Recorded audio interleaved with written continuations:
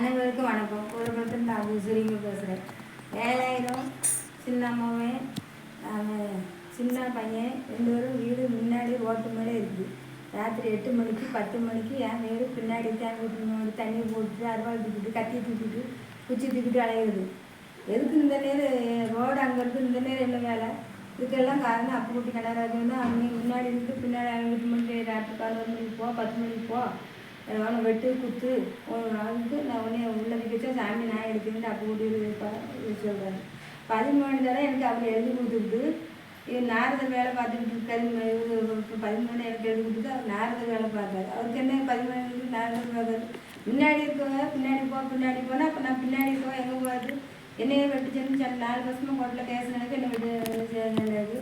இந்த அம்மா விடுமுறை அன்னைக்கு வாய்தா போடுது. 6ஆவது மாதம் 8ஆம் தேதி சனிக்கிழமை விடுமுறை போட்டுருக்கு. இதை அனைவரும் பார்த்து இந்த அம்மாவை ஒரு கேஸை விசாரிக்க சொல்லுங்கள். இல்லைன்னா இந்த அம்மாவை வேலையை விட்டு முதல்ல தூக்கணும். 2 பேரும் முடிவு பண்ணுங்க.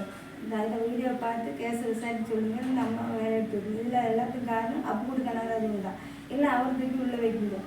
முன்னாடி இருக்கணும். பின்னாடி வீட்டுக்காரனை வெட்டு பின்னாடி வீட்டுக்காரனை வெட்டுனா என்ன அர்த்தம்?